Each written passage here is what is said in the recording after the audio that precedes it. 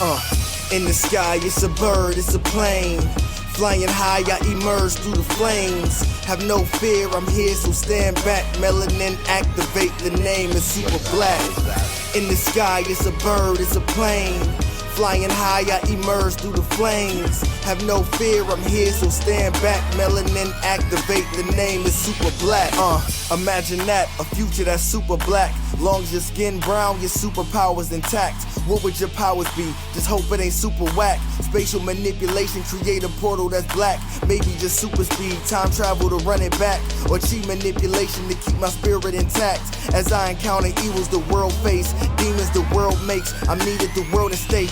Rest in peace to Chadwick, they killed all the Black Panthers. Told us white lies, I still marvel at black answers. Suits in DC, pray it lead to a civil war. It ain't no Justice League, what's the need to be civil for? Propelled like the juggernaut, it's clear ain't no stopping this. The world in grave danger, who can stop the apocalypse? They killed all the heroes, the new ones don't really care. But if you need me, put your fist up in the air. Yeah, in the sky, it's a bird, it's a plane. Flying high, I emerge through the flames. Have no fear, I'm here, so stand back. Melanin activate, the name is super black. In the sky, it's a bird, it's a plane. Flying high, I emerge through the flames. Have no fear, I'm here, so stand back. Melanin activate, the name is super black. Hey everybody, we are back, another episode of Blurred's Eye View. Thank you. I am your man on the wall, Chris Fury. Thank you for tuning in. If this is your first time being here, hit that subscription bell, hit that subscription button and that notification bell on the YouTube channel. Have fun watching interviews such as this live and past interviews such notables such as Phil Lamar and Cleo Thomas and Carl Jones and numerous others, and also some skits mixed in between. But without further ado, let's get it started. We got a special guest with us. Special guests. This guests, plural. But we got somebody special in the building. Is this JoJo? What is this? No, this is the Griot of Horror. What's going on? There's JoJo. On our final day of October, we are celebrating Halloween as no other crew has been able to do so far. We bring the scary. I like the sweater. I like the sweater. Nice addition. You already know. Okay. I couldn't get the fingers in time, but I was like, gotta get it. And of course, since we're talking about black influences in horror, of course, you know, the Us mask, the little boy. Yeah. Okay, I'm sorry. Okay. That is so. I don't want to put it on. It's one of those films that people are still, I don't want to say divided, but they're definitely talking about. They're not divided, but definitely talking about. But I mean, I loved it. I loved it for all its goriness. It's Jordan Peele because let's be honest. Before we'll get into the conversation, but I'm gonna say this. We never thought that the guy from Mad TV and Key and Peele would be like this. Thank you. Absolutely not. Absolutely not. It was completely unheard of. We all was like, word? And then when Us came out, I was like, oh, it word? That wasn't the one trick pony? Okay. Yeah, Nope to me is the one that's a little bit divisive, but it's still a good film. Because it's something it's still a good film. Yeah, it's some things that he doesn't know nobody else has done. Yeah. Nobody else has done, you know. So it's just like, I like this trope. I like where you're going with it. This is crazy. So we have our very own engineer in the building, Black Spartan. What's going on? Although I do have to disagree. Negro Town pretty much told us what Jordan Peele was about. Okay, Negro Town was funny. I'm just saying, Negro Town was a horror. I really believe that he could just be that not introspective, because I think as a comedian he's very introspective, but that he could take his comedic chops and actually turn it into horror chops. He did. That's what I think it is. You didn't see the switch in Negro Town. We kept on saying, "Can a Negro finish?" Just the whole facial expression changed. Like, I'm gonna go back and watch that skit. I'm gonna just watch that skit for the hell of it. that and the racist zombies.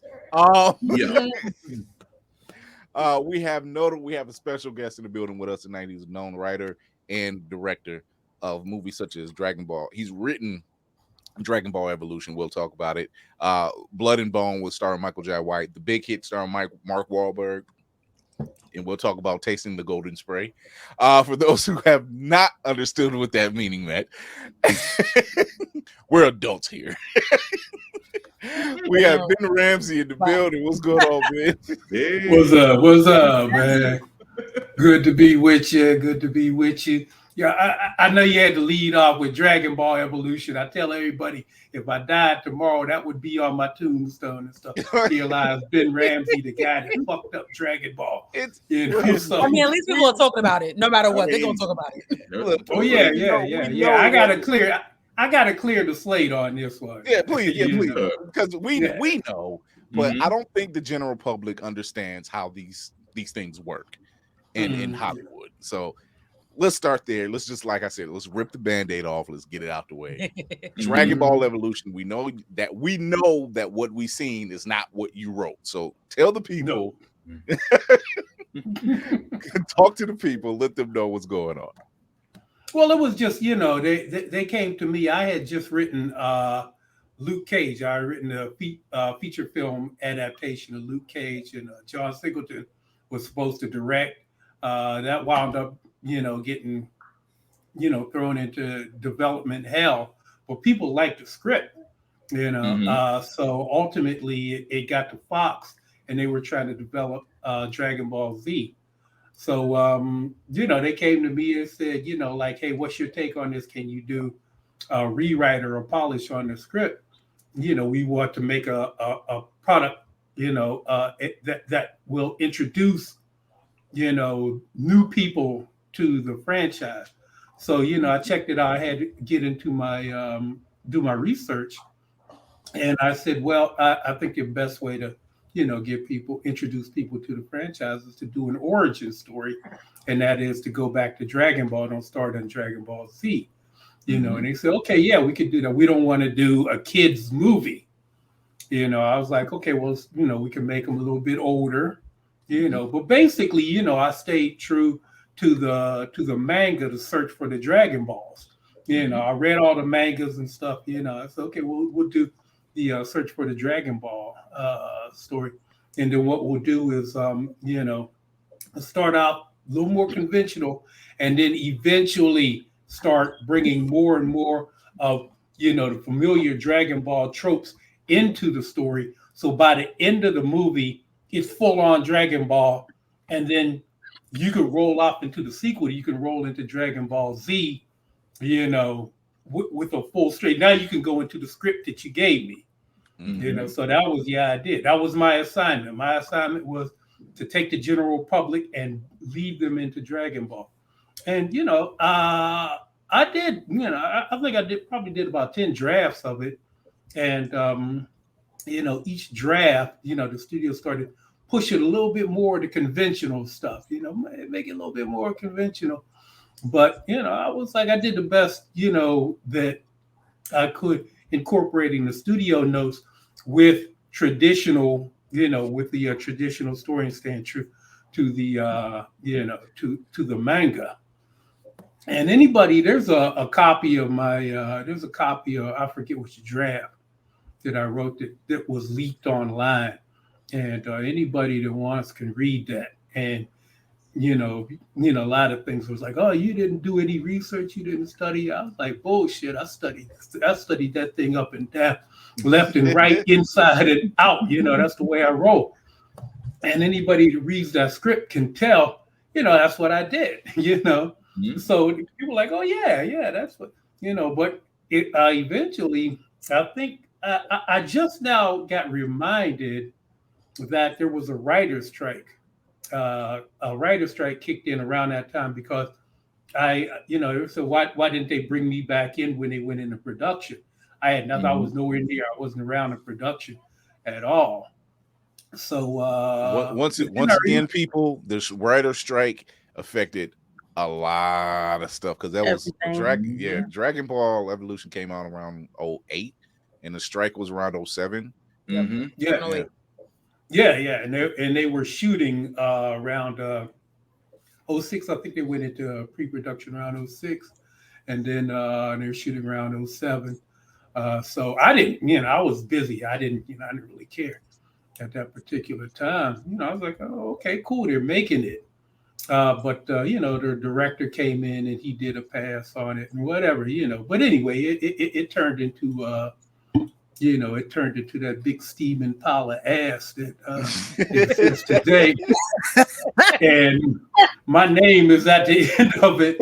So I caught hell, from the end. And it came on too. I was like, man, I went to the screening of it down there. I was all excited. I was like, oh man, this is gonna be my first 100 million plus blockbuster movie. And I went there and saw exactly people in the theater, and the projection. So I was like, where's everybody at? I was like, nobody showed up. Yeah, I said, well, what's the reaction, man? What do people think? The guy said, "Oh no!" I was like, oh shit. So anyway, I sat there and watched, and I was like, oh my god, this ain't mine. This ain't mine. I don't know what this is, but this ain't mine. This is what I wrote. And then when the movie ends, there's like, I can tell when you go to credits and stuff, the first thing in somebody's mind is like, who wrote this shit? And then here comes my name with a sound effect and everything go. I was like, oh goddamn. So anyway, that was the bullet you had to bite. Yeah.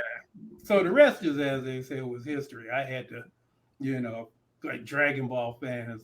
Dragon Ball fans are vicious. Different. Yeah. Dragon Ball fans are.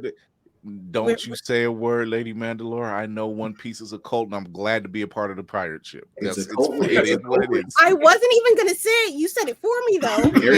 Every time she says it, we have to correct it. A cult with jackets. Yeah, cool. But yeah, it was. Excuse me.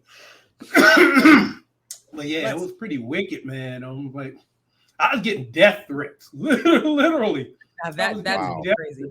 Dragon Ball that's crazy. Yeah. You destroyed my childhood. You were a blanket.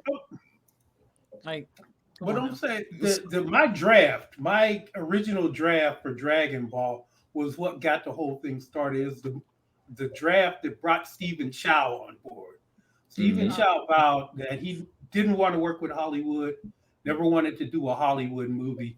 He read my first draft of Dragon Ball, and he wanted to be involved. And this is the same Stephen Chow who did Kung Fu Hustle, right? Yeah, Kung Fu Hustle, which we're still waiting a sequel on. Yeah, you know what? I'm not sure what he's done after that. Yeah, but anyway, later on, this guy Derek Padula, who's big time Dragon Ball. He has this big Dragon Ball podcast, and he's made Dragon Ball. So he's one of the biggest guys in the Dragon Ball Z world. Wound up getting my contact information, and he asked about it, and so I said, I'm going to take this opportunity and I'm going to apologize to the Dragon Ball fan, basically because I knew that the studio or nobody else was going to do it, and that was under Dragon Ball was under Fox, right? Yeah, that was Fox. Okay, so that sounds about right, because that's why Disney bought them out, because they just they don't give a shit. Yeah, no, the studio didn't. Fox didn't has a good history with me. And then a lot of people in the industry and executive producer like, hey, what's the big deal? We all because they got their check already. They're good. That part. Yeah, exactly. Excuse me. My Celsius went down the wrong pipe. But that's another cult. But continue. Is it? Apparently, It's it a vampire. I knew nothing about this until somebody gave me one, and I was like, I said, man, I need some energy. Somebody gave me this thing, and I've been addicted ever since and stuff. Wait, I was energy maybe it's for the mind. Yes, I've had it before, and I just thought it was like, oh, these are tasty. I'll have another. All this time, I've only had it like 3 times. Take it from me. I can't mess with the. Sorry, I was going to make a very, very stupid joke, but I was going to say, take it from me, somebody that knows about getting addicted to the drink. Oh yeah, you're a Celsius addict? No, vampire. Yeah. Like I said, bad joke. I love the fact that you have to be within the circle to know what you do. I love the commitment. The full commitment was still there. Yes. Listen, Okay. Yeah. Wait. That's all I'm about. When have you not known Lady Mandalore to be fully committed? Of course. She was gonna ride. She was gonna ride that joke to the end. It was like, you know what? Swing or miss. We gonna go with it. I'm gonna go. It's out there. Anyway. Okay, I get it now. Okay. But yeah, before I was like, oh, Celsius, you drink this too and stuff. I was like, oh, okay. I can have Good. Celsius. All right, I got that. Oh my god! I wouldn't put no blood, unless you threw a little Celsius in there and shit, man. Spike it up. I mean, listen, it changes lives. It changes lives. So you've worked on you've written the big hit and directed it, which I still think is. I didn't direct. I just wrote it. You just wrote it. Okay. Yeah. That one tampered with. Tampered-ish. It was not quite. I mean, they're all tampered with one way or another. But I worked with the director on that one, and he had a vision. He's a Hong Kong director, so it was very. Mine was more wordy than he cared for, and he didn't really appreciate the humor, American style humor that was in the dialogue. So he, made it a little bit more slapsticky, a little more like my original draft was actually closer to a Coen Brothers movie. It was much darker and and took unexpected dark twists and stuff. Okay. So like in my draft, they said, oh, the girl, if she messes up, then you need to cut off her finger and send it to her dad, to let us know we're not, playing around. And okay. So it's a mafia movie, like right. I'm not mad at it. We're dead. So the character, and he's falls in love with the girl. They kidnap her, and all that stuff, And then the time comes and stuff. Then he cuts her finger off and sends it to her dad. So they were like saying, was Taste the Golden Spray in the original draft? Yeah, it was. Golden Spray. Are we R-Kelly in this? This is what we're doing? I don't know if you've seen it, lady. I don't know if you've seen it, but I haven't. Okay, so the girl that Mark Wahlberg is tasked with taking out, but ends up having to protect and falls in love with, her father is this big time yakuza, right? And no, actually, he's like industrialist. Yeah, he's a businessman who wanted to be a movie star. Yeah. And he makes this movie, and he spends crap ton of money on this thing, and the name of the movie is called Taste the Golden Spray. And for the longest time, I didn't know what that meant until I got a little older, and I'm like, oh God, that was the inside joke. Oh no. Oh. Summer child. What it is. For those that are, it's still into funny. that type of thing. It was this basically. I mean, we don't take shame here. It's fine. That's why I said it is what it is. Yeah. Drink piss. That's what. Drink my piss. That was basically. It was like a romance and everything. It was so crazy. It's really bad. It's really bad when you're watching the big hit with other people and you're the only one that gets it and everyone looks confused. I didn't think people would would miss that. The golden spray. Taste the golden spray. Oh, I just love the look. I just love the look on their face when I explain it. When I was like, "What is taste the golden spray?" Oh, okay. I have this word now. It's like whenever they say, "What is taste the golden spray?" R. Kelly. Yeah. People now have a reference. I'm like, we going R. Kelly right now. Yeah. Thanks to R. Kelly, people have a reference now. Yeah. Before people are more worldly. Ben was ahead of the curve all this time. Yeah, exactly. I may have inspired R. Kelly. Who knows? Oh God! Wait, no, wait! Don't take credit for that one. Wait a minute. The big hit came out in 1998, so then that means Dave Chappelle was really going towards that as well in his thing. I don't know. I don't know how he couldn't, because that's like synonymous with R. Kelly now. You know? But that's funny. That's the thing. That's what people. They quote taste the golden spray and straight jacking saves you that mad cream. Man, that just what was it? Did Jergens get a bump in sales because of that movie? Oh yeah. Lanolin. What's his face's character? Antonio Sabato Jr. No. Evil Dave Chappelle. Bokeem Woodbine's character, because it's like he's like, no, I can't do this. When you got Jergens, you have Jergens. He was like, if you haven't seen the movie, Bokeem's character is a chronic masturbator and stuff. He's proud of it. You know, he's like, this is, quit messing around with them women and straight jacking. Sadly, that character was based on somebody I knew. And when I told him that, he was like proud. He was like, "Oh man, thank you."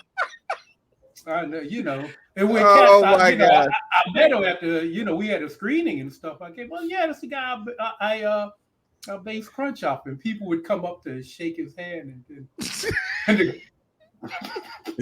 Pardon? I have to watch it. Shake his hand. They think about it. Yeah. Oh, that's what I'm saying. I'm sorry. Y'all must have been really close to know these things, huh? We grew up together. We grew up together from kids and stuff. It's the fact that was something we used to clown this dude about it all the time, and he didn't care.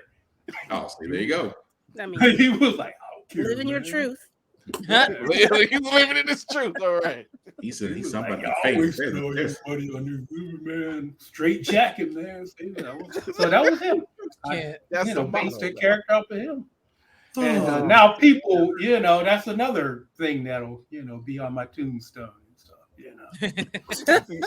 Straight jacket. All the other quotes from all these other movies and stuff, and. Oh my goodness!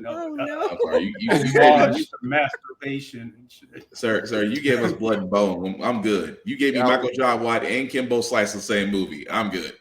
So thank you. Blood and Bones, saved me from the abyss, because I had people that wanted to kill me for Dragon Ball, and then Blood and Bone dropped, and people say the greatest martial arts. Thank you. Give me another. It really one. is good. It really is. Even when you see the behind the scenes where Michael Jai White is, like, you see how fast this dude really is. Mm-hmm. And this is behind the scenes. Like, they show shot, like he's showing it, I think, on his IG page, where they show how fast, like, he's with Kimbo and he's showing like this dude's fast, like, and he's very humble about it, and Mike is no joke. He's no joke. He's not a movie martial artist. He's a real martial artist. That does movies. So we was. I agree. I'm sure the whole time he giving karate. He just giving martial arts lessons in between shots. Like, he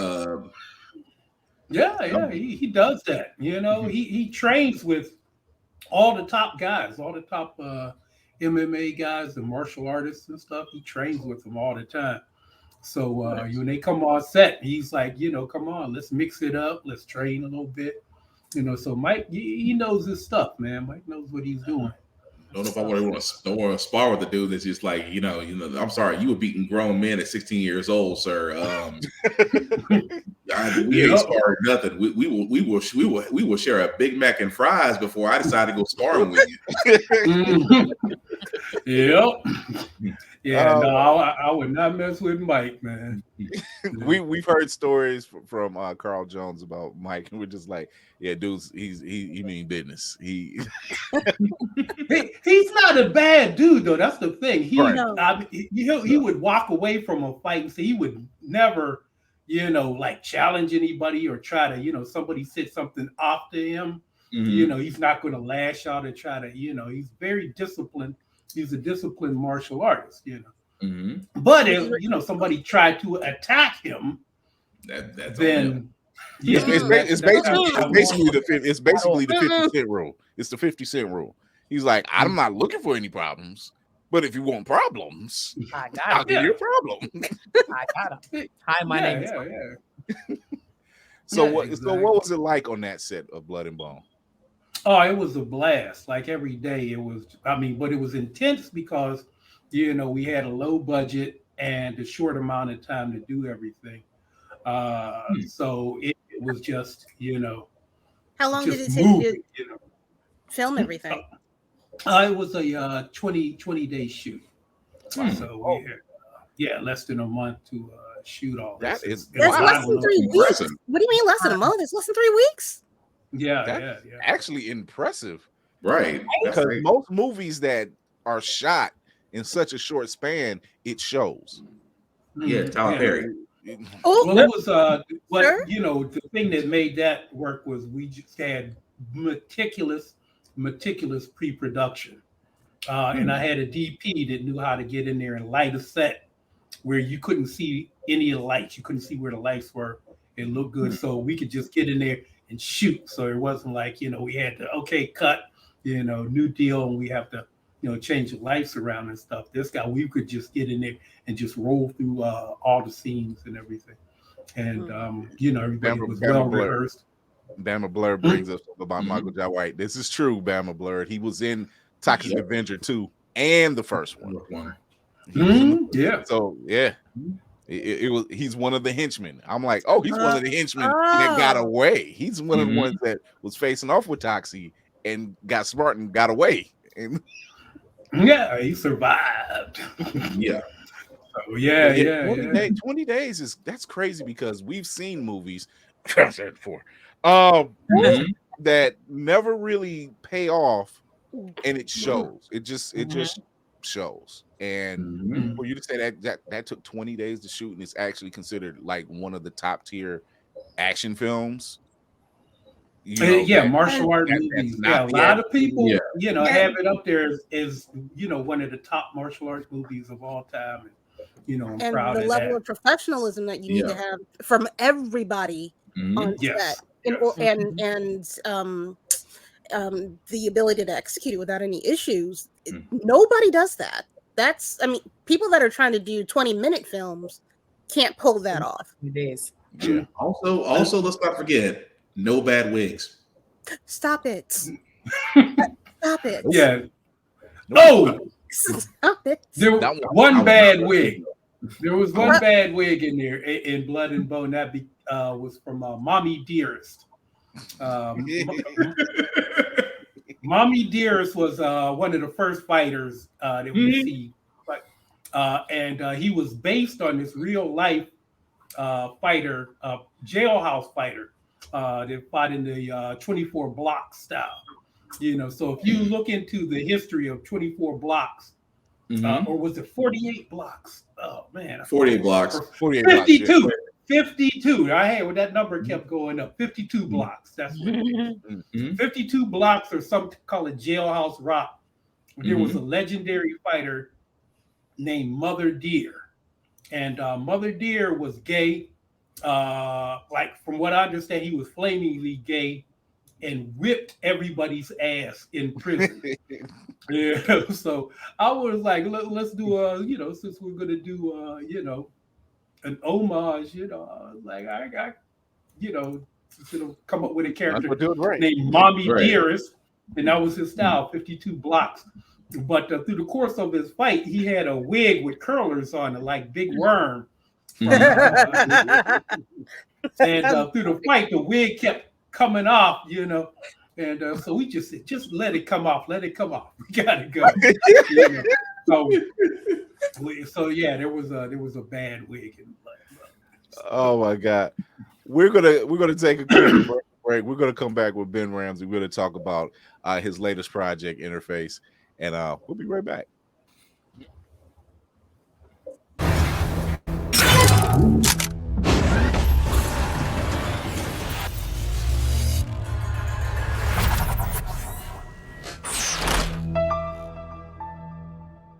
To me, my blurs.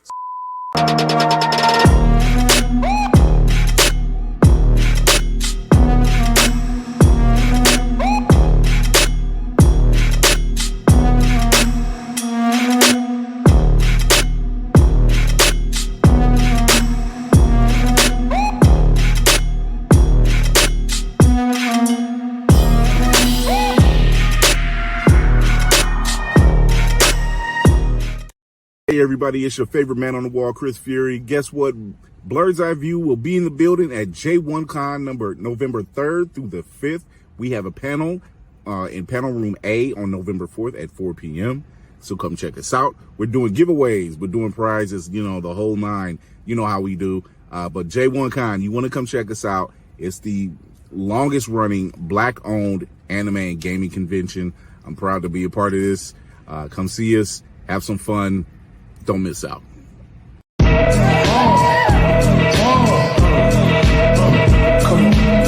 on. Simpler than your average. Twist cabbage on instinct. Niggas don't give shit.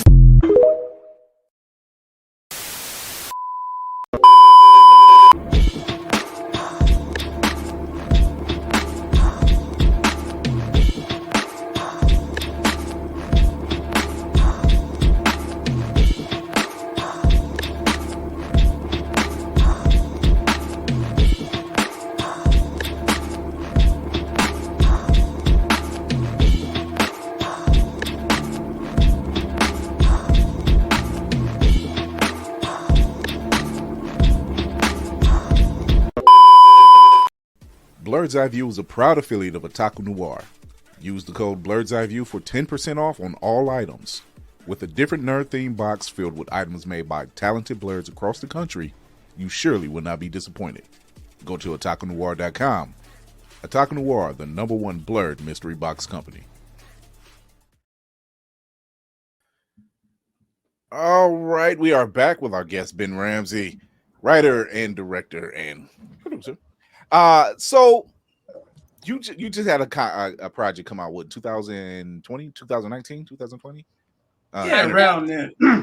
But it's an ongoing project. It's my pet project. It's my never-ending story. So let's talk about it. Yeah, let's talk about it. Oh, okay. Well, it started off as God, I forget. This seems about 10 years ago. My partner Arnold Chan, he's like one of the top stunt coordinators, stuntmen, stunt people in the business. You've seen him. I know you've seen him in a ton of stuff. He's, Asian bald-headed dude, and just like ripped like Bruce Lee, and the dude is badass. So he came to me and said, I want to do a action scene, kind of like a sci-fi action scene where somebody has this thing a thing on their arm and they press it and it activates and they can do all kind of like fantastic martial arts feats. And I was like, yeah, sure, we're homies, we go back. But all of a sudden, like probably within 15 minutes, I had this just stream of consciousness rush through me in this entire story, this entire science fiction, cyberpunk type story just streamed into my brain. And I came back and I had an entire backstory, an entire universe that I created just around this idea of doing this fight scene. And I've been working on it like ever since I did a 30-minute short film to kind of introduce you to the characters. And then through the course of time, it just expanded into this massive universe, like just Dune level universe and storyline with multiple characters. I've been, just doing that ever since, and through the course of it, I taught myself visual effects, and just basically just kind of like doing it all, mostly on my own, outside of, the times that we shot. And of course, Arnold did all the action and fight scenes. And now I'm taking it to the next level, because it got to the point where, I said, we're going to take this and we're going to go out and shop it, and try to get some money to do it, as a feature film and as a TV series. But, COVID kind of shut that down. But I kept going, and so now I'm kind of like, now I've kind of taken it and moved into the AI phase. So I'm using AI imagery and video and all of that to start telling the bigger story that I wasn't able to shoot. And I'm doing that in what I call motion graphic novels. And so, so it's kind of cool. I did 2 of them already. Just redid one, and I'm gonna, working on the 3rd one. And the idea is I get the actors that played the characters to, do the voice performances. Then I animate. Then I take AI generated characters of them, and then animate them with their voices. So it's kind of like, like close to traditional animation, but it's a different kind of look. So now I just did a seminar with the Black Filmmaker Foundation just last week, and they brought me on as an AI expert. I'm like, how did that happen? So I had to talk to them. These are like all a lot of like big producers and directors, and a lot of big shots in the industry, and they knew very little about AI. A lot of them were terrified of it, and there were some that were kind of like, oh, we could replace writers and actors with this, No, don't do that. Don't do that. Don't do that. And, I was, and like from what I understand, yes, you could do. You could replace artists with AI and stuff, but that's a double-edged sword, because artists can replace you with AI too. And in fact, I submit that AI is actually better equipped to do what studios and producers do than what artists do.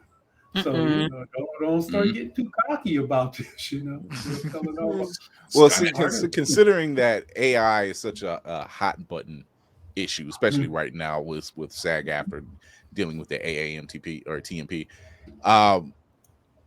would you consider it better to use it, not in the sense of using it to replace actors or any form of actor, but in scenes of the background?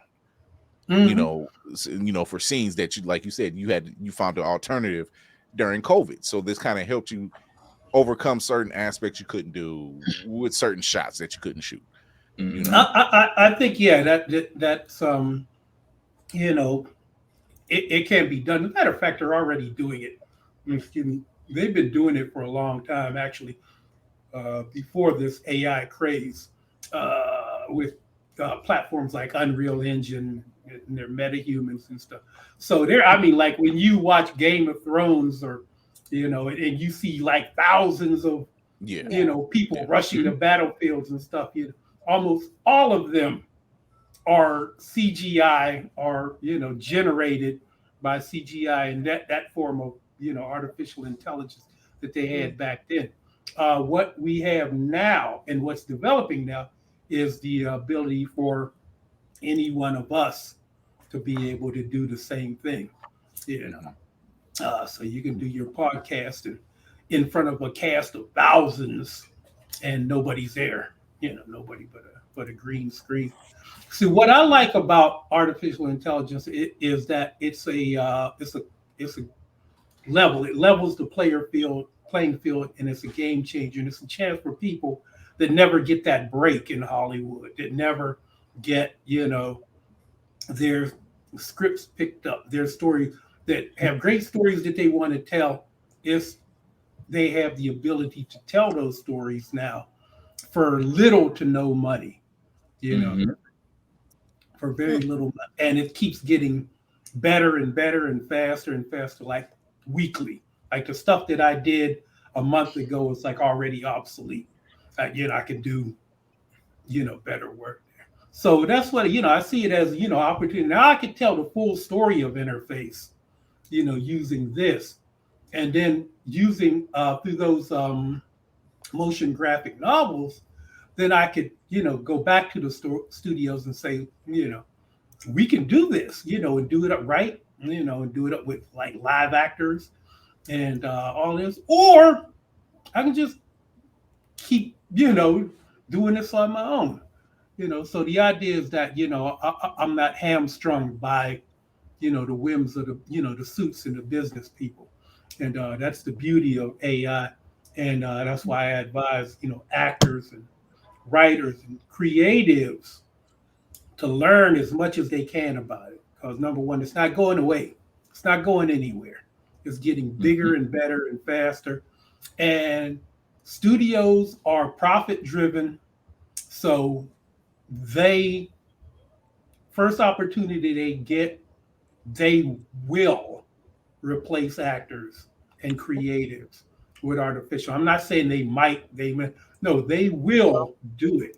So my suggestion is that, beat them to the punch or have a contingency. So when you go to the negotiating table, you don't go in and say, please don't replace us with AI. You could say, you could replace us with AI, or we could replace you with AI. So now you have a better bargaining chip. I think the biggest conversation that's considering what's going on right now with AI is, scanning them, just using their likenesses and just kind of running with it. And I think that's kind of the biggest argument they have, because we've seen the AI in play years prior to this. We've seen it. And I think it's just the fact of prior to that, it wasn't really using the likeness of anyone. It was kind of going off of this bland version of whatever, and it wasn't the star. It's you're not going to see Denzel or whatever, or even in the case of Rogue One, using the likenesses of actors who are no longer here, and just using some of that work. It's a tool. It's a tool. But like you said, though, it's a double-edged sword. I mean, look at the fact of deep fakes. Remember 2 years ago, deep fakes were almost dead set perfect, except for a few flaws.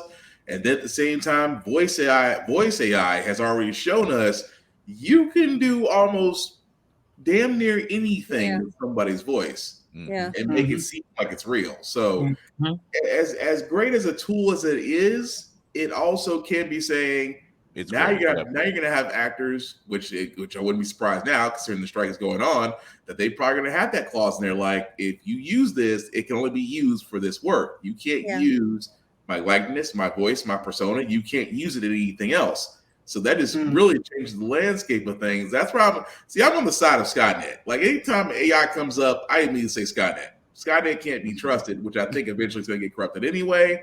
But at the same time, that's the problem. Is it useful as a tool versus anything else? Oh, go ahead. I'm sorry. Humans can't be trusted. Humans are the ones that are using the AI. Humans cannot establish boundaries. We are genetically predispositioned to excel or to evolve. We don't know how to stop ourselves from becoming this bigger thing. I'll be the one to say it. I'm not with the AI at all. Lady Mandalore, did that sound like Lex Luthor just now? I was It's like more like Jeff Goldblum from Jurassic Park. Humans can't. Yes, She was going Dr. Ian Malcolm for a second. I agree with that one. It's true. We don't know how to stop ourselves in any capacity. It's not something that's it's great to say that we want to use it as a tool. However, Hiroshima. So what are it's we all see what's coming, but this is not going to end well. I don't think so either, because I'm using AI to do interface, and the whole premise behind the interface is a story about the dangers of AI taking over society. So that's the irony of it, stuff. So it's like you said, that it's not the AI itself that we have to fear. It's people using AI and the greed. And it's usually anything that fucks up in this society is usually because somebody is greedy. And that's the whole idea. That, greedy or nosy. It's always one of those, greedy or nosy. Yeah. Greedy or nosy, mostly greedy. Yeah. Because that's what the thing. They're looking at this as a tool. How can I make more money with this thing?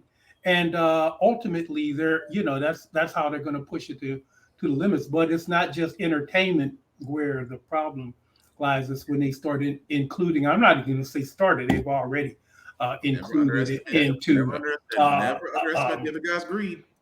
I mean, we're still seeing people open up sarcophaguses that's overseas, and I'm like, you haven't watched The Mummy enough, have you? There's certain things you don't open up.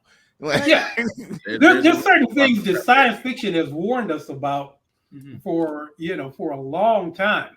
But at the end of the day, I say you need to learn it and know what's going on so you can be on top of the curve. You don't want to be the guy that doubles down on the horse and buggy business when the first Model Ts rolled off the shelves. Those damn things are going nowhere. We got to fight the automobile, make more horses and buggies and shit. That didn't end well. Yeah, that's what Laserdisc and HD Blu-ray or DVD said it. And I look at it like, yeah. So the thing is that I've been into AI before it hit the marketplace, years before it hit the marketplace. So I'm saying we need to learn it, because if you fight it, it's not going to be a winning fight. So what you got to do is figure out how to make it work. I'm sorry, it's my second in command. She's making me giggle over here. I'm sorry. It's something I read in our comment section. It's like, sorry. But you got a point though. It does go to a certain. It's like, when do we start having, like Kira said, even though you have human controls behind AIs, that eventually, if they become corrupt, so AIs become corrupt. Absolute power corrupts absolutely. So it's the whole idea of, do we have safeguards in place? I feel like I'm spouting RoboCop and iRobot here. Like, do we have? No, it's not even that.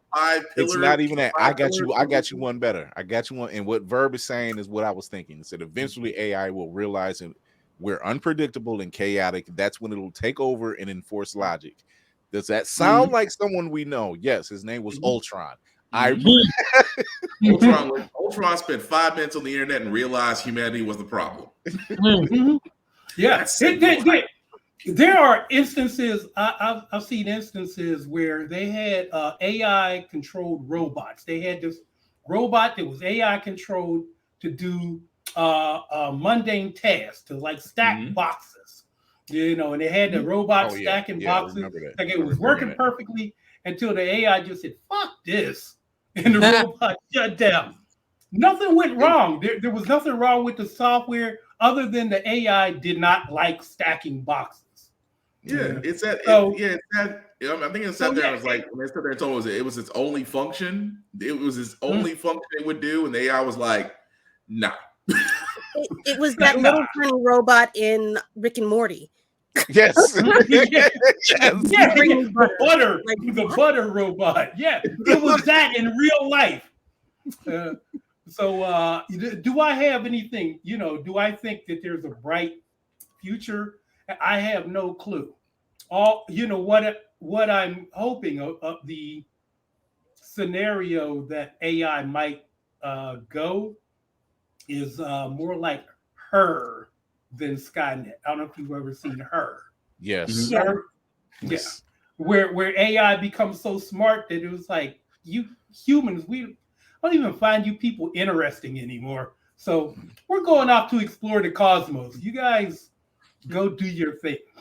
We're bored with you, So that would be, probably, a better scenario than the Skynet. I don't think the Skynet scenario is going to be the one.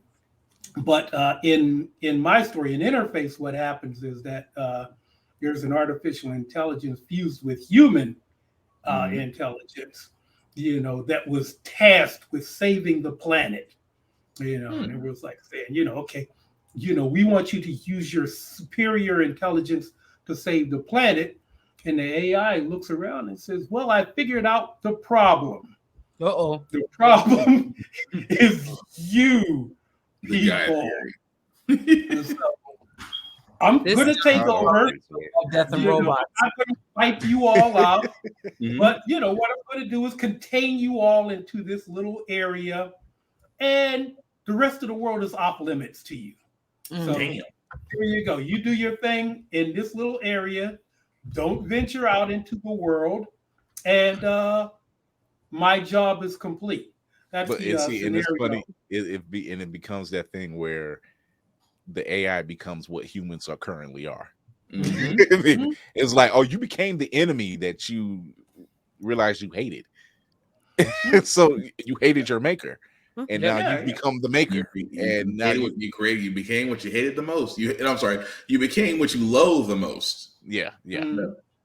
Ben, in 500 years, they're gonna call you a psychic.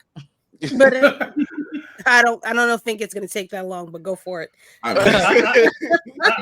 tell you what I did with Interface. I beat Elon Musk to the jump with Neuralink, because that was another premise that everybody is brain chipped.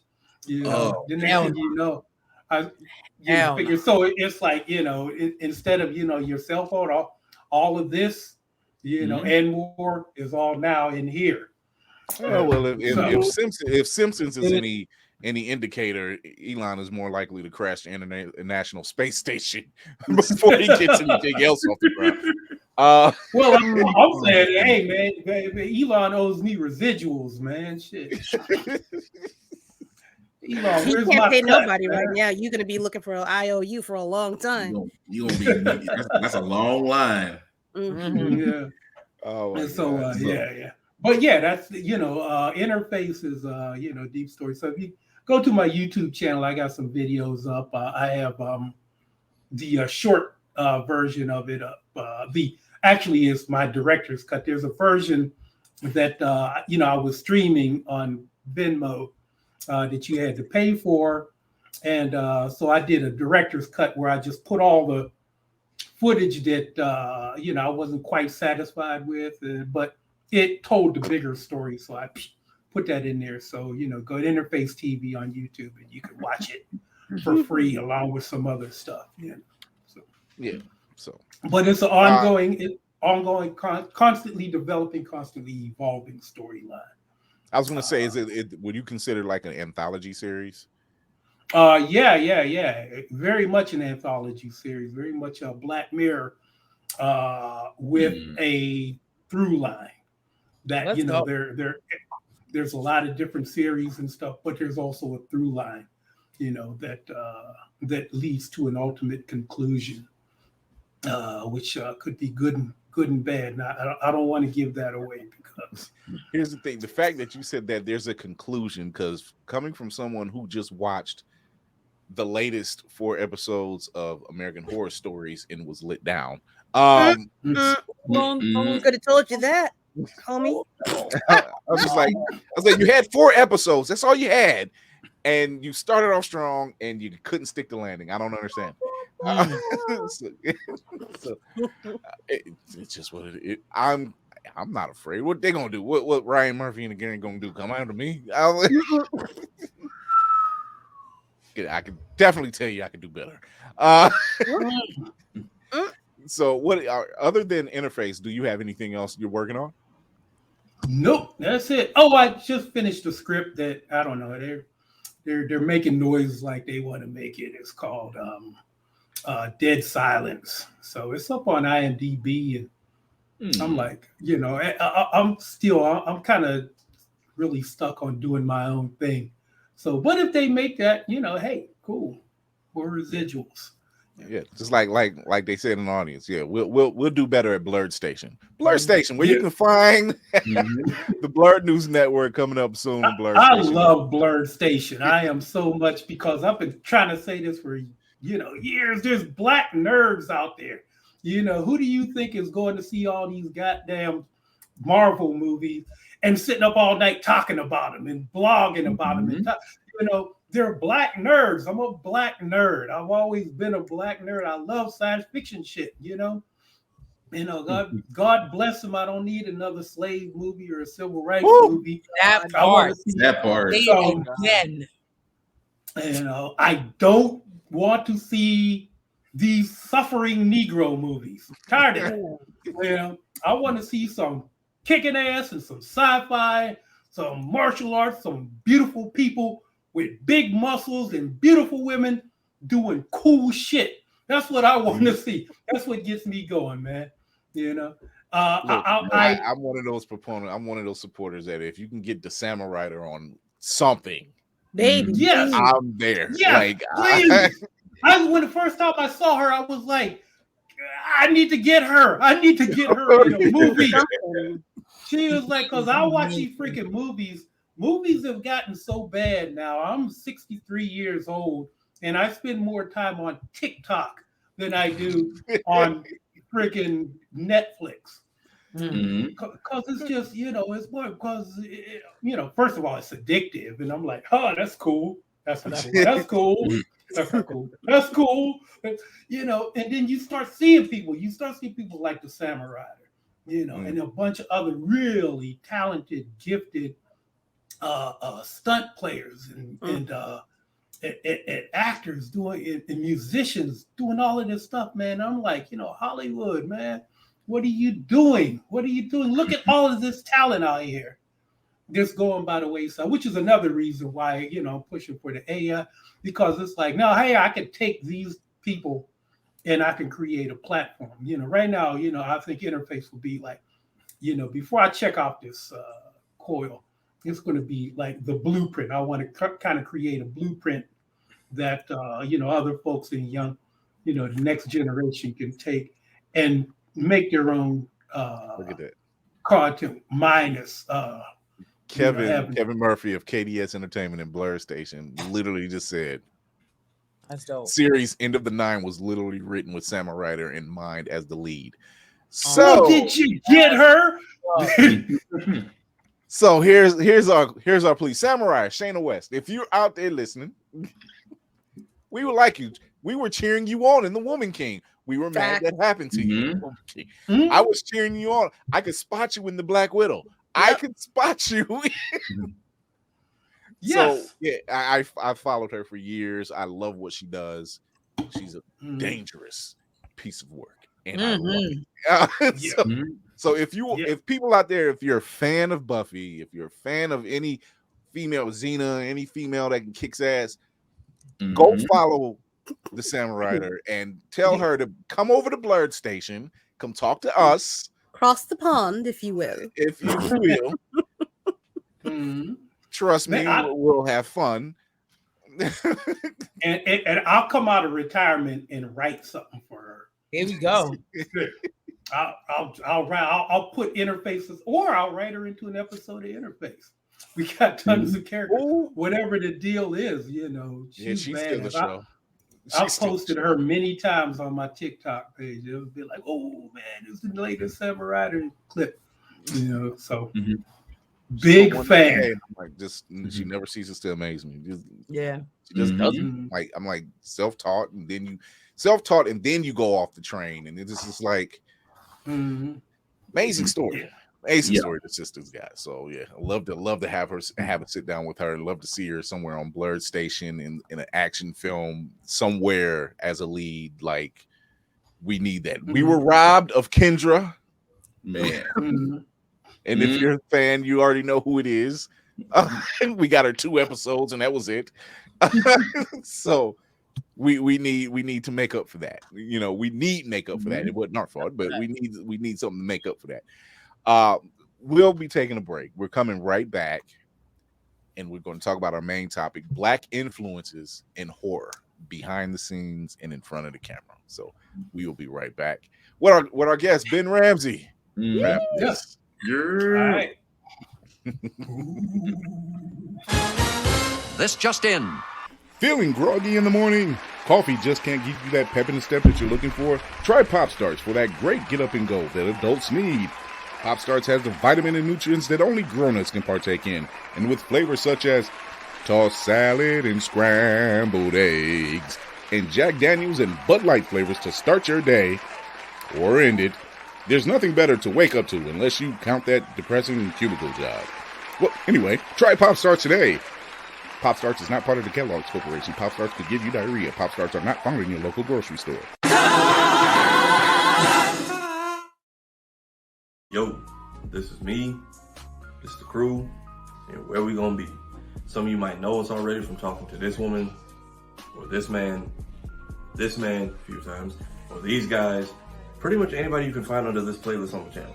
Tickets available at the link below. Saturday, November 4th, 4 p.m. in Panel Room A, we will be doing our second IRL show. Quick little power hour talking all things nerdy, blurry, playing games, and giving away prizes.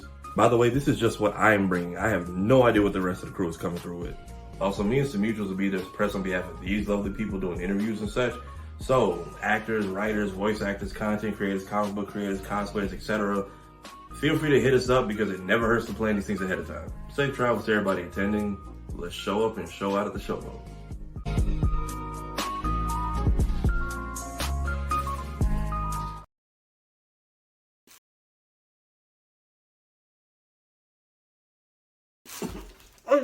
I was eating. What commercial? Commercial break. I'll give you a commercial. There's a goddamn celestial in the ocean and no one is talking about this. What even is that? Spider-Man, a psychopath wielding powers he has no right to possess. Jameson, not now. Is this a Thanos thug showing up on CBT? Did Jesus come back and get stuck halfway through? How does nobody have answers on this? It has been sitting here ignored and untouched for months like a Christmas tree. We might as well hang ornaments on it. Read all 600 pages of the Sokovia Accords. Everybody got their nose up in Wakanda business. But nobody has answers on this? I don't even need like an official news report. Send a single TikTok star with the ship. How is nobody investigating this? What the fuck?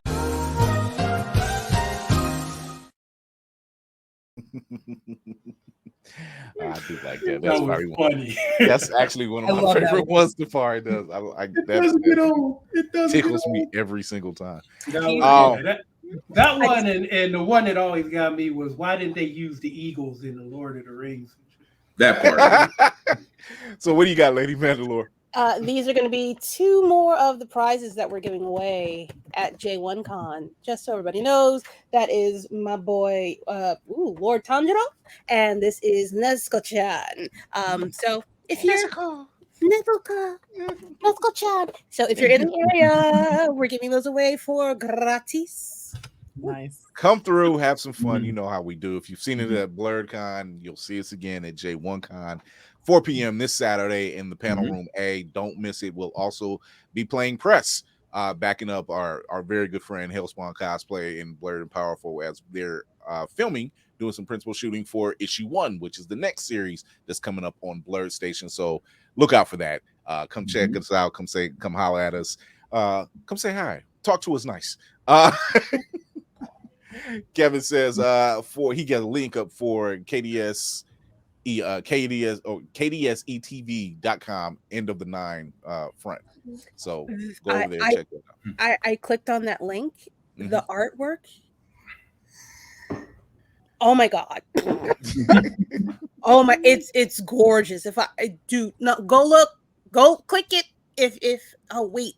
Yeah, all right, hold on. For the YouTube people, can you share? I'm gonna put that in the YouTube here. You put it in YouTube chat. Put in the YouTube chat. Aw, damn it. You've been around Candy B. No. It's He is not uncanny. joking. You said it's good not. energy. Show the post. Why? That is, she is good energy. It So won't post. Damn it. Anyway. we'll get it up. We'll get it up. Yeah. We'll put it up in our chat, and we'll put it up on the IG page and the YouTube or in the Facebook page as well. So go check that out. Man, there's so many people. Oh yeah, all right. Put them in cases, Kira, and it's about Yeah. Relax. Put them in case. Preserve the shelf life. Yeah, they're fine. All right, if you want the shelf life. So this is the last day of October. This is me and the crew's one of the favorite. Yes, Halloween's a holiday. I don't really. Damn right. What they say. Everybody else treats it as a holiday. Damn right. So I just had my little one come back with a bag full of candy. I was shocked. I was like, "Where did you go trick or treating at?" Oh, down in Shaker Heights. They gave out great candy, didn't they? You need a pillowcase. You don't need a bucket. So it's still real. She went dressed as Kevin Gates. Not exactly my choice, but whatever. Oh, no. How old is she? She's 14. She's 14. Oh. Yeah. Teenagers. I'm like, you would. This was your friend's idea. Y'all went, as long as none of y'all went a sexy red. That part. Oh, by the way, y'all leave Keith Lee alone. He's doing the Lord's work out there. I'll bite the hell out of somebody. Don't stop playing in his face like that. That man he's doing the Lord's work out there. Shit. He's holding their feet to the fire. He's saying, "Hey, I ain't say trash the business, but I'm telling the business y'all can do better." That they're trash. This is why if I go to Atlanta, I'm this is the varsity. I love Keith Lee. That dude always brightens my day. No matter what kind of day I'm having, I could watch a Keith Lee video and I feel better about the world. Like there's at least one good soul on this planet that that's consistently doing right. That ain't got some weird sex tape in the back room. Well, I don't know, but whatever. Let's ride this out. He's a good man, Savannah. He's good man. Literally, Georgia. He's a good man. That's one of those situations. Even if that tape did emerge, I will elect not to believe it. So I don't care if they got all the evidence in the world. I'll say, you know what? I don't think I'm going to believe this. I'm going to keep my vision of Keith Lee, the one that I have in my head, and to hell with facts. There it is. So this is the last day of October. Halloween is the holidays ending today. And as you know, if you follow the show, if you watch the slides, you already know. We've been covering different aspects of horror from a Black person's perspective, right? I think we did a pretty good job. At the end of the day, as for Black influences in horror, not the final girls, not the final guys, and not the directors, but all of them, right? Talking about some of the unknowns and some of the knowns. So I have several lists of, and some of them, and most of them these are all Black directors, by the way. Can you tell me, Lainey, we'll start with you. We'll do a quick roundabout because I know you're the creator of horror. So of course, this is the stage at this point. Can you give me a movie by a known Black director that you would suggest for somebody to watch? I mean, listen, I'm gonna go easy and just say Jordan Peele. All right, Jordan Peele, Get Out, Hope, Us. Because I love Us so much. Like that's one of the reasons why I actually opened up, because somewhere I was going to, and I'm still going to do it. It's gonna be late. It is what it is. I have the red outfit, everything, and I want to cosplay as it. I love Us. You're the tether. She's the tether. No, I also went to an HBCU, so I'm actually want to do before and after. Okay, and be like the husband and have like my college shirt on, and then be after. Even though again, this is the kid, but still, like. I really, really, for some reason, really love that movie. Black Spartan, what about you? I was trying to think of one. I was going to go a classic one just because I was trying to think of the first introductions of black directors with horror movies. Mm-hmm. Tales from the Hood comes up, and I forgot who directed that. Tales from Rusty the Hood. Cundiff. Yes. Thank you. Who we've seen in Sprung, Mm-hmm. actually. So yeah, he's an actor and / director. Yes. That's another one. I'm trying to think of another one. Give me a second. No, that was more. Well, I guess we can go with this one. It's more black exploitation, but still, if you see it on, you're gonna watch it. Blackula. I was gonna say if you get it, you get the $1,000 prize. I don't know where your $1,000 is coming from because it ain't coming from me. But we ain't got that kind of budget. But yeah, Blackula is on that list. Lady Mandalore, what you got? The Blackening. Ooh. Hey, Gonna go with that one. Point Mostly match. because I really and truly, and I'm ashamed of it a little bit. I don't know other black horror directors right now outside of somebody stealing Jordan Peele from me because that was easy. I'm just saying, lady. I have one, and despite whatever she's embroiled in, this is still considered. I still consider this a good watch. Tales from the Crypt, Demon Knight. Ooh, Ernest Ernest Dickerson. This was actually a really good film. It's a good horror film. Jada was in there, right? Yeah. And I wasn't even mad at her role. This is before all the BS and blah blah blah. Before we ended up in that group chat. This was before all of that.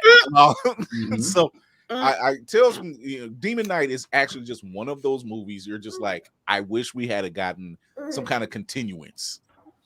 I want to see where she goes when she gets on that bus. I want her to fight a different monster too. Yeah, it would. I'm like, y'all had it like locked in. Yeah, that would have been a perfect time to strike. So that's a good one. Get Out is me and Ben were talking about Get Out before the show, and when I say me and my wife watched that movie, like gripping near the end after going through all that damage, and then to see the police lights coming up, and we're just like, dear God, not this. Ultimate horror. Yeah, we all collectively knew exactly what the fuck was gonna happen. Was just so like, oh my God. Ready to cuss out the world. Verb mentions one, which is on my list. Me and DeCosta's Candyman. That's actually a good one too. That's a good one. Todd himself. The girl who did Megan as well. Yes. Akila. Thank you. Kill something. Yeah. I'm about to look her up. That's just some of the First Purge. First Purge is another one by Gerard McMurray. The Girl with All the Gifts, exactly. Those are always fun because it's not just the directors, but it's what goes on, and you can tell, right? You can really tell when it's our story. Yeah. Yeah. And because it's something different. Like if somebody said, sit down and watch Get Out. No shade, but you couldn't tell me a napkin wrote that. You just couldn't. Not with that level of intensity and that level of fear. That napkin. I think in terms of like horrifying, creatures that you can cosplay as. I think if you just like get a blonde white girl mask and put that on and stuff, and then just start running up to black dudes and stuff, man. That'd be like that's scarier than Freddy or Jason. When Megan busts out the dance moves, everybody stepped back. Like we were just like, hold on. Who wrote this? Who wrote this? Because it's a little too much sass in that. It was a little too much sass going on. There's one movie, and I don't know if you could consider it a black horror movie, but it had a character that I would love to see more of, and that's Dr. Sleep. If you saw Dr. Sleep, yeah. And there's the little girl that was like the She was psychic like a link, demon like a link. hunter. Yeah. And I'm like, at the end of that movie, I'm like, I want to see the next episode. I want to see her out there fighting more, phantoms and demons, like like a young black female Van Helsing. If you were, I think I loved her character. I think that's the reason why, honestly, that it got a bad rap, because I thought it was a decent movie. I thought it was a really good follow up to the original movie, and they're just not used to seeing us. Right, they're not used to just seeing us. Like for real, because she did a great job. Yeah, she was badass. She was badass. I love that character, and I want to see more of that. But Black Spartan just picked my two favorite horror movies. He beat me to the jump with them, with Blackula, Tales from the Hood. So I got to take it one step from Blackula, and that's Scream, Blackula, Scream. Yes. Not as good as Blackula, mind you, but it had one of my favorite horror scenes, or vampire scenes, if you will, is when Blackula runs into two pimps who say they're going to kick his ass. They're like, "Give me the bread, man, or we're going to kick your ass." And then, of course, William Marshall, with that distinguished voice, says, "I don't have any bread." And as far as kicking my ass is concerned, I would highly recommend you didn't, or something to that extent. And that was like, man, me and my boy, we used to say that all the time, man. But the funny part about that is that same scene was redone in Vampire in Brooklyn. Yes. The very same, the slightly tweaked, but same thing. Yes. Was it? But yeah, Eddie couldn't pull off that freaking voice, man. I love that. So periodically, I just go to YouTube just to pull that scene up and watch it. But yeah, I'm surprised that the way that we cover horror movies, I'm surprised no one else, at least our camp, we don't skip. We gonna find it. We gonna dig. But other shows, how they do? 1 out of 10 dentists. Like we're the one to find the like. Bones has never been mentioned. Jimmy. Who? No, I've never seen anybody mention Bones. And that's by Ernest Dickerson too. Oh. With the ageless Bianca Lawson. I don't know. That's the only reason I watched that movie. I'm not gonna lie. Bianca Lawson is the only reason I watched that movie. Jesus. Okay, I have another forever. I got another old school. I don't even know if you could call it a horror movie, but this was way back in the day. There's a movie called JD's Revenge. Yeah. Actually, you remember that? Yes. JD's Glenn Turman plays this mild-mannered cab driver. The Colonel. By the spirit of a gangster who wants his revenge. And it is friggin' hilarious, fun, and Glenn Turman should have got an Oscar for his performance and stuff. Look that up, JD's Revenge. I remember scene. I remember him seeing the scene. He was going off on the guy, and I'm like, "That's the Colonel, Luke Gossett Jr." Like, yeah, not Mr. Iron Eagle himself. Not Mr. Iron Eagle himself. No. This one which I actually enjoy because one, this actress, she's been in the game for I don't know how long, all her life, and every time she's on screen, she doesn't disappoint. I'm talking about Journey Smollett. Hello, Eve's Bayou. Yes, it's more of a spiritual horror, but it's still a good film. Good. And I'm like, and she's just a kid in this one. Like, and you see her now, I'm like, yeah, you don't stay in the game as long, and you're pretty much seasoned at this point. You know, and one of the few child actresses who didn't fall to the wayside or wasn't engulfed in some kind of drama. right? She definitely should have helped her brother. Girl, I was Juicy. I was about to say the same thing. No, I'm sorry. Just because you raised in the same household don't mean you all act the same. That part. Yeah, but that one by Casey Lemons, actually. That's Casey Lemons. That was her directorial debut. That was what, 96, 97? Yeah. Look, Inside Obi is agreeing with me. He was like, yeah, just about that. Just about that. He was about Oh man. Yeah. So Nonfiction said it. Yep. Directorial debut. She's good. It's a good movie. It touches on a lot of points. Mm-hmm. It really touched on a lot of points. And then you're down in New Orleans and it's touching on all these different aspects, which New Orleans is ours. Mm-hmm. It's ours.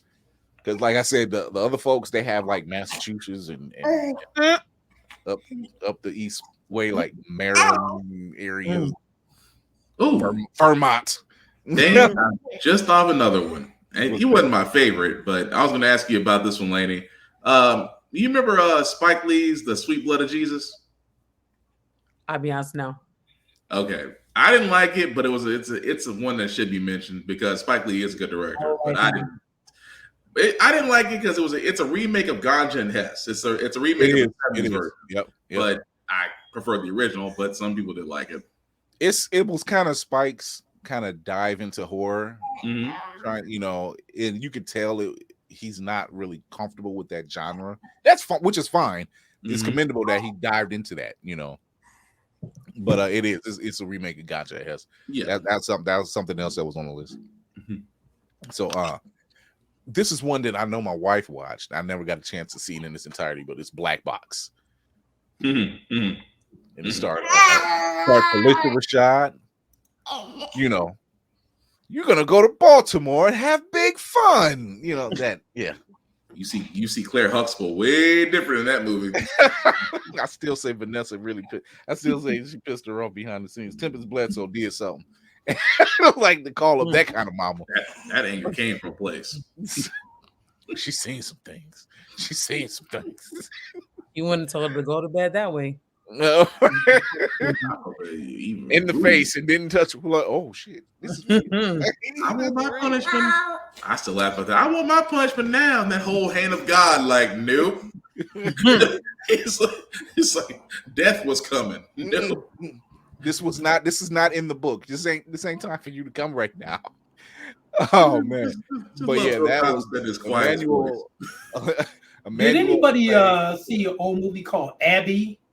Abby. It was the black version of The Exorcist. This was back in the day when blaxploitation movies basically did the black version of all popular movies. I think I might have.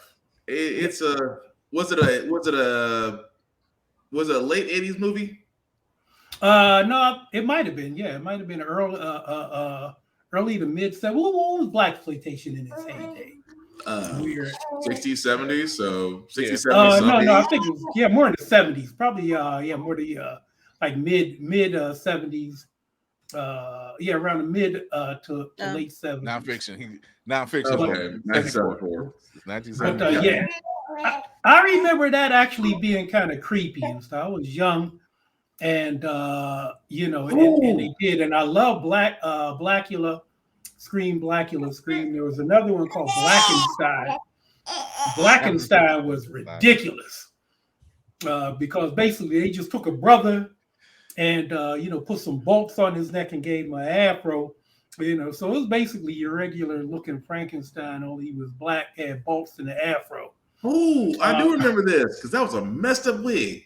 Yeah, Blackenstein. I remember this because it was a messed up wig old boy had. He was supposed to be a trickster, and trickster kind of like a black Loki. I remember this. Yeah, I remember this movie. So but during that period, they came up with this movie called Abby, which was a takeoff, on it was the black version of The Exorcist, and I remember it being pretty popular for a while, and I vaguely remember it, but I also kind of remember it actually being kind of scary and kind of creepy. And myself, I'm not a big, I don't, get scared by horror movies that much. I don't know why it is.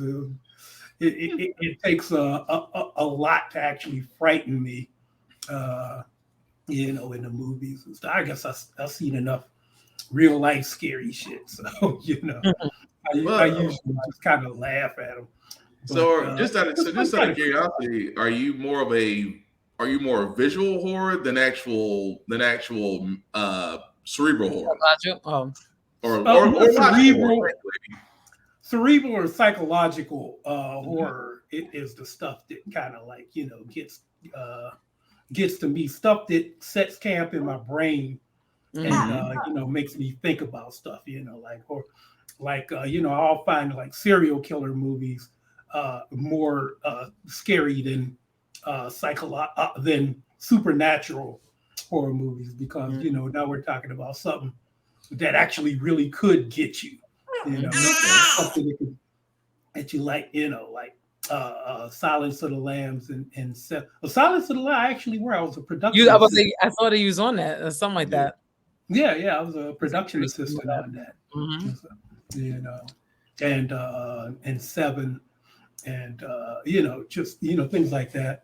But get kind of like monsters and vampires and all that stuff. It's kind of they're fun. I enjoy them, but they don't disturb me that much. The Omen, I forget. The Omen was another movie. It kind of creeped me out. And that was one that had me, and I was scared of Rottweilers after that movie. I think after that movie, a lot of people were scared of Rottweilers. They were just like, I kind of wanted a Rottweiler for that movie. Between that and Cujo, Cujo made me want a Rottweiler Saint Bernard so bad. So there's one, and me and Ben spoke about this one before the show, and this was at the height of the Different World, when Different World was on air and it was hot. And this is how they marketed this film, because Kadeem Hardison was one of the characters in this movie. It was Death by Temptation. Yo! Yeah. This was 1990, and it was by James Bond III? Yeah, James Bond III. And this was about a Bible kid from the Midwest who moved out to New York, and basically there was a succubus who was coming for his soul. It became this thing that it was the spiritual against the demon type, force. And that movie was targeted. I think I seen it on either the Movie Channel or Showtime. And all because Kadeem Hardison was in it. Because I was like, who wasn't watching? If you were around that time, who wasn't watching Different World? And that was the hottest thing on television. So to see something like that, and it was like, and it had a lot of people in it then. Sam Jackson was in this movie. Sam Jackson been in just about everything. Can we just say that? Sam Jackson been in a lot of stuff. That movie had some kill shots in it. Like the TV, old boy getting eaten through the TV. That was wild. That was messed up.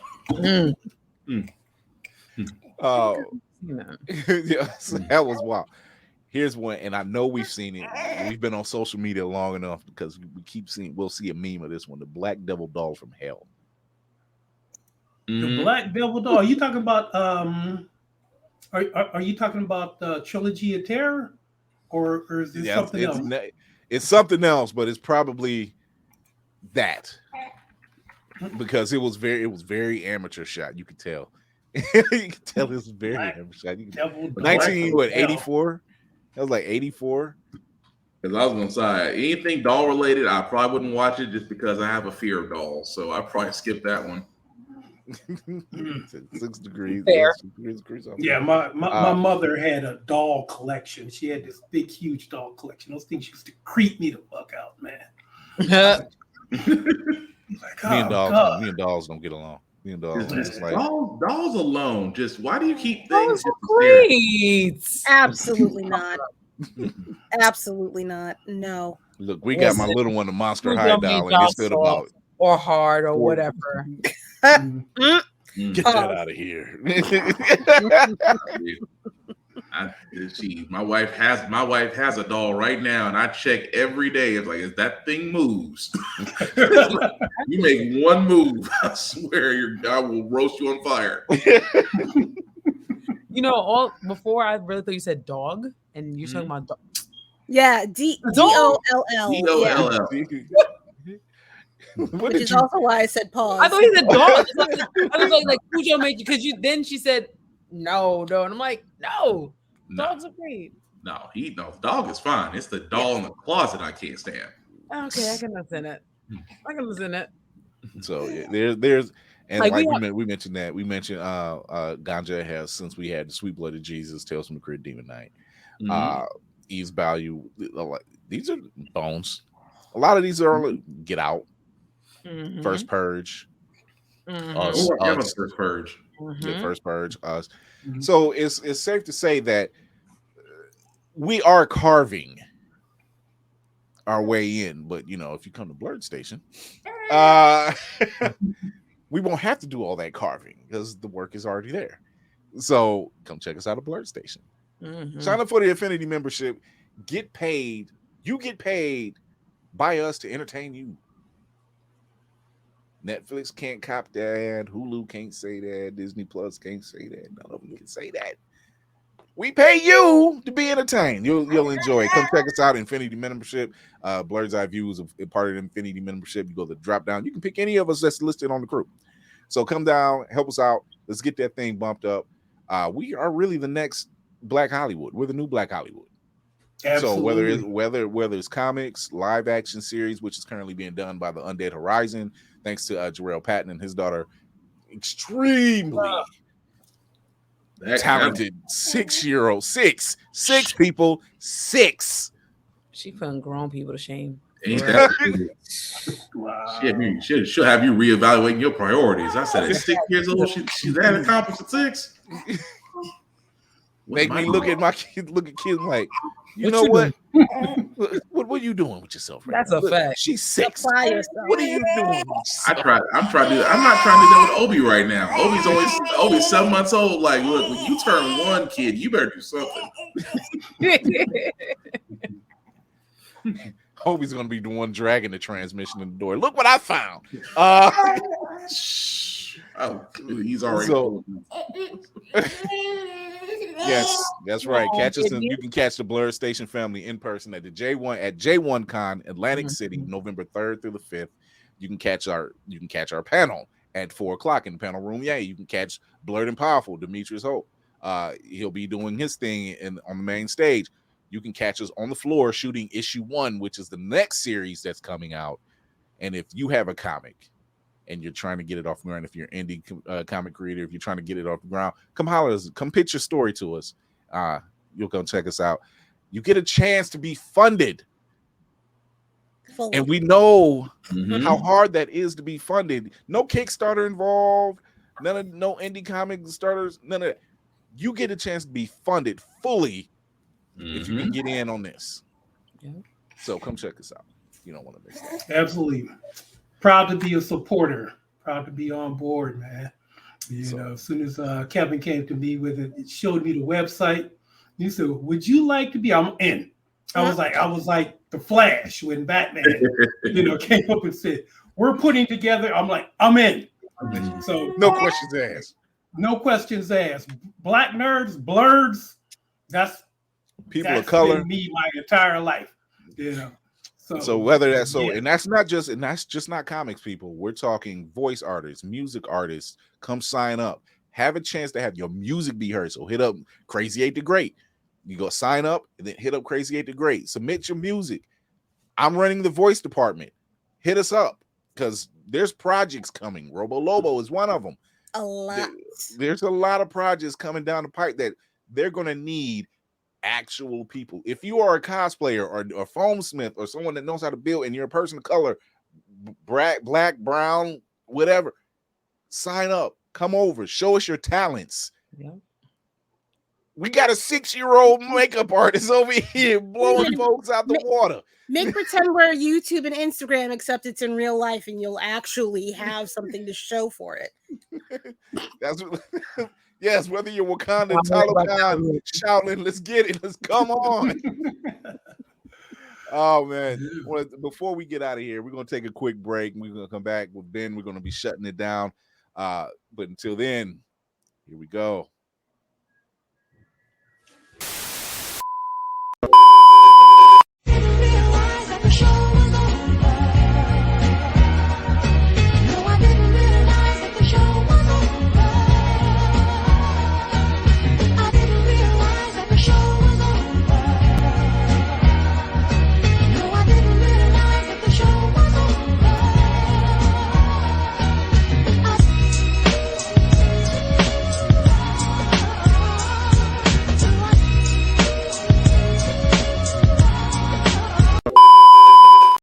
Yeah, welcome back to Fast Money, y'all. We getting ready to finish up the game here. Now, your teammate done scored enough points. I think you just need to get one answer right to win. You ready? Ready.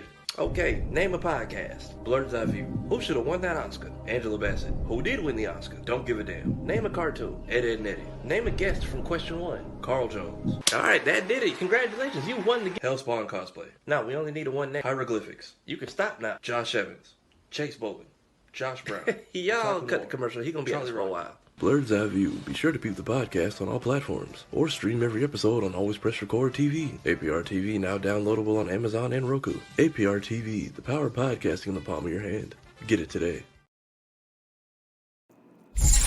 Wrap-up protocol initiated, Captain. All right, we are wrapping this story up, and we're getting ready to dock and kind of chill out because there's no show Thursday. We got to get ready to get on the road. But I want to thank our guest, Ben Ramsey, for coming through. Hey. Giving us some insight about how you get things written. Tell them exactly. Tell them. Yes, baby. Yes. My sentiments exactly. No chill, baby boy. Inside Nobi knows exactly when to say it and how to say it. Thank you, Ben. Tell everybody where they can find you, what you up to, where they can find Interface. Yeah, you can just go to YouTube, look for Interface TV, and you can find me there. I'm on TikTok on Interface TV, and you can find me on Instagram at Interface TV. So there you go. You could probably find me, Ben Ramsey stuff, but I don't do much on my own channel. I do everything on Interface TV. So yeah, go there, check it out. You know, let me know what you think. And yeah.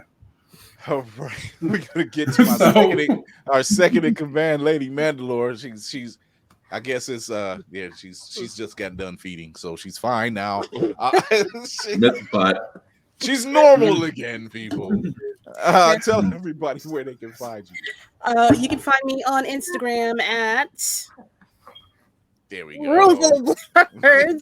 And you can also find me on TikTok, where I do a little bit of voiceover work under the name of Child of Mandalore. I also have a podcast by that same name. So if you'd like to check out the history of the Mandalorians, please, by all means, look for me on any of your podcasting platforms. And I have my regular live on Sunday at 7 p.m. Eastern Standard Time podcast, Roomful of Blurs. Come through. I talk to people that you don't know about so that you can know about them and like learn stuff and junk.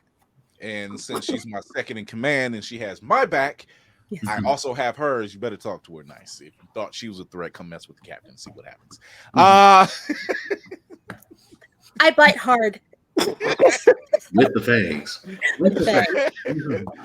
Grio the horror. Talk to the people, lady. Hey, I love your look here. Thank you. I am Lainey, and I am a part of Geek by Heart. Me and my husband run Geek by Heart. You can find us on YouTube. You can find us on TikTok. You can find us on IG on Geek by Heart. We talk about a lot of stuff. We talk about trailers. We talk about the latest movies that come out. October's been a very difficult month, but we're going to get right back into it around November and backtrack October stuff because damn, there was a lot that came out, and I really want to talk about it. So it's gonna be late, but it's never better late than never, I will say. So with that being said, come check us out. We're a lot of fun as well. As I often said, hashtag life in this trifling. It's a thing. It's a thing. Life is Tyson right now. Life is Mike Tyson right now. October can go to hell. I think we had 2 full moons this month. I'm like, that's not even right. I am not going to disagree with that at all. But but again, Black Spartan, also known as Black Fox 447 on the socials. Pretty much do reviews on everything that I watch, including gym stuff, because I still do 12 push-ups. Again, guys, How the Fact We Got Here and Get Bit Podcast can be found almost everywhere, wherever podcasts can be seen or heard. Also, blurredeyeview.org. Definitely check out our website as we do write-up columns there. Mine is wrestling because wrestling is real and people are fake. Shout out to Mr. Kennedy for that one. Again, guys, as we keep saying, along with Blur Station and many other things, if you know somebody is doing something, again, just don't like it and pass it by.